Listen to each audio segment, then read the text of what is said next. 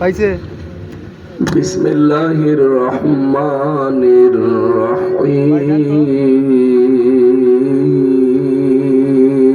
আমার সাউন্ড পাই না সাউন্ড পাই জি জি জি জি ফামিনান নাসি মান ইয়াকুলু রব্বানা আতিনা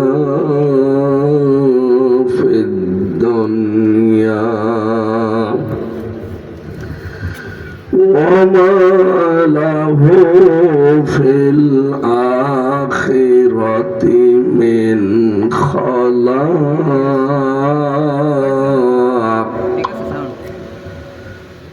ومنهم من يقول ربنا آتنا في الدنيا حسنة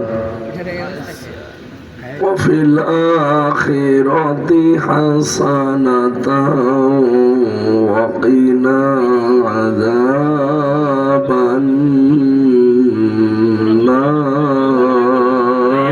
النار صدقت يا ربنا اللهم صل على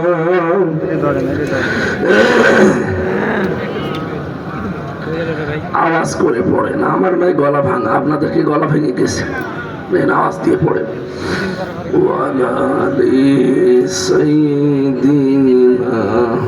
মাওলানা মুহাম্মদ বালাগাল উলা বিকামালিহি কাশাফাদ দুজা বিজামালিহি حسنت جميع خصاله صلوا عليه وآله الحمد لله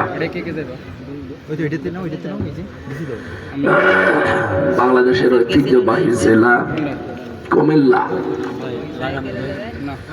সদর দক্ষিণ থানার অন্তর্গত ঐতিহ্যবাহী দক্ষিণ টঙ্গীর পাড় পূর্বপাড়া জামে মসজিদের উদ্যোগে পঞ্চম বাৎসরিক তাফসীরুল কোরআন মাহফিলের স্বনামধন্য সভাপতি জনাব আলহাজ মাওলানা আব্দুল খালেক বিশিষ্ট রাজনীতিবিদ সমাজসেবক বাংলাদেশ জামাত ইসলামী কুমিল্লা সদর কুমিল্লা দক্ষিণ জেলা শোরা ও কর্ম পরিষদ সদস্য প্রধান অতিথি সাবেক কেন্দ্রীয় সভাপতি বাংলাদেশ ইসলামী ছাত্র শিবির চেয়ারম্যান নাঙ্গলকোট লালমাই সদর দক্ষিণ উন্নয়ন পরিষদ রাজনীতিবিদ আপনাদের এলাকার সন্তান জনাব মাওলানা ইয়াসিন আরাফাত আতালাল্লাহু উমরাহু ওয়া বারাকাল্লাহু ফি হায়াতি বিশেষ অতিথি বিশিষ্ট ইসলামী চিন্তাবিদ শিক্ষাবিদ জনাব ডক্টর মাওলানা শফিকুল আলম হেলাল অধ্যক্ষ ইবনে তাইমিয়া স্কুল অ্যান্ড কলেজ কুমিল্লা আলোচনা রাখলেন কুমিল্লার সন্তান মাওলানা হিফজুর রহমান নাইম মাওলানা হোসাইন মাহফুজ চুয়াডাঙ্গা অন্যান্য ওলামা ইকরাম এমনি গলা ভাঙা এত মানুষের নাম বললে দোয়া করতে গেলে শেষে গলা আরো ভেঙে যাবে একবারে দোয়া করে দিলাম আর ফানা লাকা যিকরাক সকলে বলেন আমিন ঠিক আছে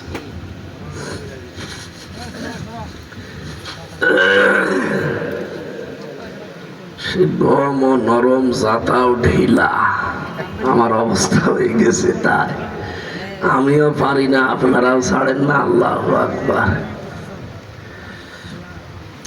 তারপরও আল্লাহর কণ্ঠটা যেন ছেড়ে দেয় কণ্ঠের মালিককে উনি ছেড়ে দেবে ইনশাআল্লাহ বন্দি জীবন থেকে মুক্ত জীবনে যখন আল্লাহ আমাদেরকে ফিরিয়ে দিয়েছেন আমরা তো জেলখানায় ছিলাম চার দেওয়ালের মাঝে আর আপনারা এই বাংলাদেশের জেলখানায় ছিলেন বিষয়টা প্রায় একই আমরাও ভেতরে নিজের মন মতো কিছু করতে পারতাম না বাইরে যারা ছিলেন তারা ওই মন মতো কিছুই করতে পারতেন কি অবস্থা এরকম ছিল না পুরা বাংলাদেশটা তারা একটা জেলখানা বানিয়ে রেখেছিল মঞ্চে বসা ওলামায়ে কেরাম, সামনে বসা মুসলমান ভাইরা, পর্দার আড়ালের সম্মানিতা মা এবং বোনেরা, হ্যাঁ ছেলে গল্প হয়েছে শেষ,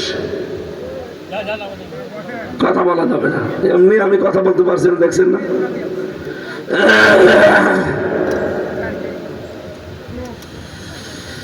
আল্লাহর দরবারে শুকরিয়া জানাচ্ছি, যিনি আমাদেরকে দিনের বেলা কত কাজ কাম আমাদের ছিল সব বাদ দিয়ে কোরআনের পেছনে সময় ব্যয় করার তৌফিক দিলেন। বলেন আলহামদুলিল্লাহ। তিনটা জায়গায় যদি কেউ হায়াত খরচ করে, হায়াত মানে জীবনের সময়, সম্পদ খরচ করে তার মানে অর্থ টাকা পয়সা, কিয়ামতের দিন এর জবাব আল্লাহর কাছে দেওয়া লাগবে না। তার এক নম্বরে যদি পরিবারস্থ লোকদের জন্য কেউ সম্পদ এবং সময় ব্যয় করে, কিয়ামতে ওই সময় সম্পদের হিসাব আল্লাহ নেবেন না।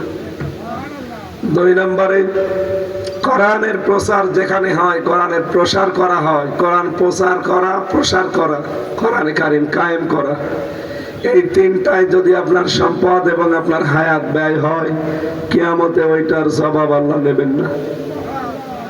আজকে যে সময়টুকু ব্যয় হচ্ছে কোরআনে কারিম প্রচার করা আর কোরআন বোঝার পেছনে, কথা বলেন না কেন? আখলিস দীনাকা ইয়াকফিকাল আমালুল কলিল, দিনকে খাঁটি করো, অল্প আমলে নাজাতের জন্য যথেষ্ট হবে। নবীজি জানিয়েছেন, কোরআনের একটা শব্দ নিয়ে কেউ যদি চিন্তা ভাবনা করে, ও যদি ওর উপরে আমল নাও করে, শুধু যদি চিন্তা করে যে আল্লাহ কি বলেছে দেখি, 500 রাকাত নফল নামাজ পড়ার সওয়াব দেবেন আল্লাহ। আমরা যারা এখানে আছি জীবনে 500 রাকাত নামাজ পড়েছি, সারা জীবন মিলেও 500 রাকাত নফল হবে কিনা আল্লাহ জানে। আজকে যে আয়াত পড়েছি মনে করছেন এই তো পরিচিত আয়াতে আমারও মুখস্থ আছে না, এর ভেতরে দুনিয়া আখিরাত আল্লাহ সব দিয়েছেন। এটা কি মাস চলছে আপনারা জানেন? শাবান মাস। কি মাস? শাবান। এই শাবান মাসে কি দরকার? নবীজি এই শাবান মাস পেরে দোয়া করতেন, আল্লাহুম্মা বারিক লানা ফি রজব ওয়া শাবান ওয়া বাল্লিগনা রমাদান। আর মাত্র একটা মাস পরে আমাদের সামনে ছায়া ফেলতে যাচ্ছে সর্বশ্রেষ্ঠ মাস রমজানুল মুবারক। ওই পর্যন্ত আল্লাহ যেন আমাদের হায়াতটাও বাড়িয়ে দেন, বলেন আমিন। যেহেতু সামনে কোরআন নাজিলের মাস, কোরআন অবতীর্ণ করেছিলেন আল্লাহ ওই মাসে, আপনি এখন থেকে প্রস্তুতি নেবেন। কোরআনে কারিম বুঝতে হবে আমাদের, এটা পড়তে হবে, এটা জানতে হবে, এটা প্রচার করতে হবে, এটা জমিনে কায়েম করতে হবে। আল্লাহ রাব্বুল আলামিন এই উদ্দেশ্যগুলো দিয়েই কোরআন পাঠিয়েছেন, আমরা যেন এই উদ্দেশ্য সফল করতে পারি, বলেন আমিন। সুতরাং কোরআনের পেছনে যদি আজকে আপনি সময়টা ব্যয় করেন, 100 ভাগের 1 ভাগও করা হয় না। যারা বাইরে থেকে যায় এরা, আমি বহু গাঁজাখোর দেখেছি, বাইরে গাঁজা খাওয়ার কারণে পুলিশ ধরে নিয়েছে, জেলে দিয়েছে, ওর ভেতরে সে গাঁজার গাছ লাগিয়েছে। আমি যে বিল্ডিং এ থাকতাম, ওই বিল্ডিং এর 2 তলায় জেলার একদিন এসে চিল্লাচ্ছে, কি হয়েছে? যে ছেলেটা গাঁজা খাওয়ার কারণে ছেলে ও কায়দা করে এই আদালত থেকে যাওয়ার সময় ওর বন্ধুদের মাধ্যমে গাঁজার কিছু বীজ এই মুখের ভেতরে টোপলা করে এই জায়গায় নিয়ে গেছে। মেশিনে ওঠার পর তো আর এখানে কি আছে তো দেখা যায় না, এখানে নিয়ে টোপলা করে নিয়ে ভেতরে যে বারান্দার উপরে টপের ভেতরে গাঁজার গাছ লাগিয়েছে। একটু বড় হয়ে গেছে, ফিরে এই যে এত বড় বড় হয়ে গেছে। আমি তো গাঁজার গাছ জীবনে দেখিনি, ওই দিন দেখলাম। জেলার বলছে, আরে গাঁজা খাওয়ার জন্য এখানে দেয় সরকার, আর এখানে এসে যদি গাঁজার চাষ করে আমি আর কোথায় দেব? তো এই দেশে হবে না। মান হাকামা বিহি আদালা, কোরআনে কারিমের বিচার ব্যবস্থা যতদিন কায়েম না হবে এই দেশে ততদিন ন্যায় বিচার পাওয়া সম্ভব না, ন্যায় বিচার করাও সম্ভব না। ন্যায় বিচার যে করা যায় না এটা আমরা 15.5 বছরে দেখেছি। আমি ছেলে থাকাকালীন মনে হয় 23 সালের প্রথম দিকে দেখলাম, আমি তো 20, 21, 22, 23 পুরাটা বছর জেলখানায়। 23 সালে যখন শেষের দিকে আমি বের হলাম ডিসেম্বরের 9 তারিখে, সম্ভবত ডিসেম্বরের 1 তারিখের দিকে পেপারে দেখলাম, ওখানে যুগান্তর পেপার যায় যে বিচারপতি হাইকোর্টের সে অবসরে চলে যাবে, কালকে অবসরে যাবে। আজকে সে একটা ঘোষণা দিয়ে গেল যে দেশটাকে তো আপনারা জাহান্নাম বানিয়ে ফেলেছেন, পুরা বিচার ব্যবস্থা এখন আর বিচার নেই, পুরা অবিচার চলছে। অথচ প্রধান বিচারপতি যে হাইকোর্টের বিচারপতি সব তো 15.5 বছরে ওদের নিয়োগ দেওয়া।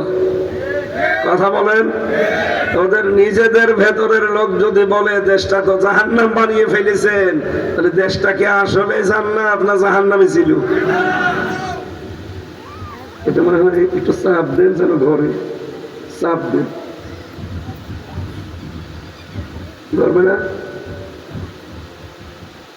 রওশনের সাদের মতো হয়ে গেছে, ওর জীবন যৌবন সব শেষ। একবারে দিলে আবার গলা বসে যাবে।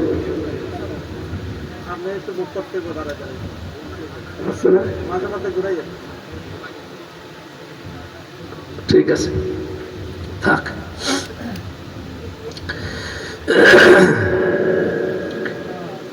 এগুলো যারা যাচ্ছে জেলখানায় অবৈধ সম্পদের পাহাড় অর্জন করে, এই মানুষগুলো ভালো হওয়ার সম্ভাবনা নেই। আপনি কি মনে করছেন এই যে দরবেশ 36,000 কোটি টাকা যে লোকটা মারিং কাটিং করলো, এ জেলে যেয়ে মনে করছেন কি ঝামেলা আছে? কোনো ঝামেলা নেই। এ টাকা পয়সা খরচ করে বাইরে ছাড়া আরো আরামে আছে। হ্যাঁ, একটু ফ্লোরে থাকা লাগে, তাছাড়া বাকি সব ব্যবস্থা সে পাচ্ছে, শুধু টাকা দিলে সব পাওয়া যাচ্ছে সেখানে।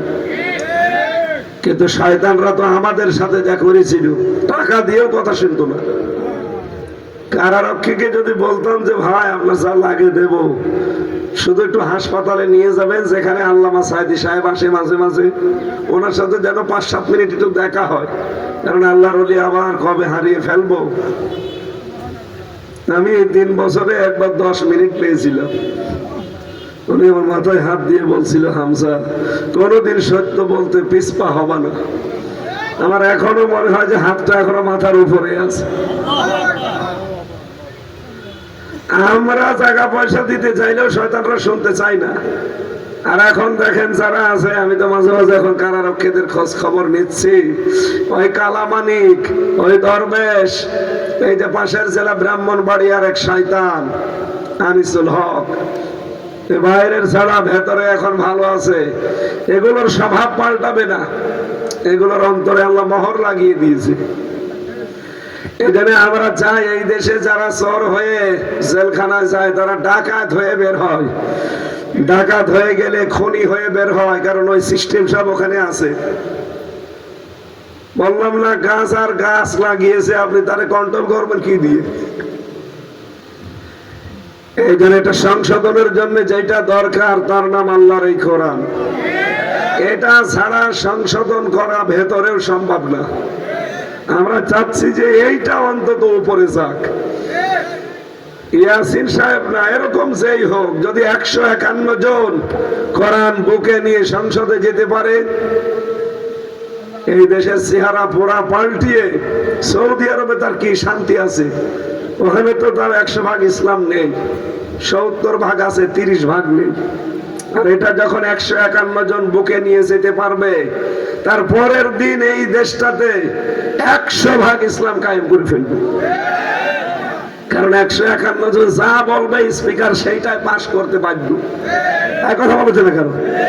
প্রথম দিনই যদি এরকম মানুষ 151 জন যে বলে নামাজের বিধান চাই, হাত তোলেন। 300 জনের ভেতরে 151 জন হাত তোলা, আপনার হাত তোলাই কি হবে? আপনি হাত তোলা না তোলা সমান। এরকম মানুষ 151 জন যদি বলে হ্যাঁ আমরা হাত তুললাম, বলবে হ্যাঁ হ্যাঁ জয়যুক্ত হয়েছে, এ নামাজের বিল পাস হয়ে গেল।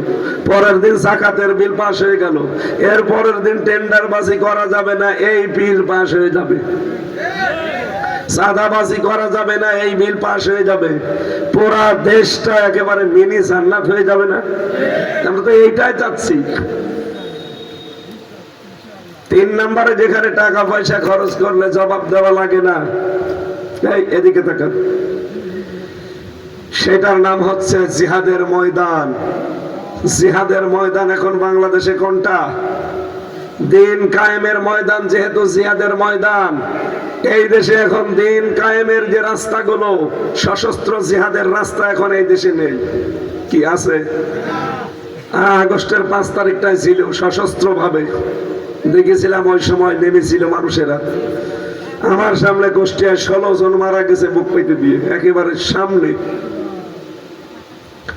যেহেতু এখন আর আগস্টের 5 তারিখ নেই, পাল্টিয়ে গেছে, এখন ফেব্রুয়ারির 1 তারিখ চলছে নাকি?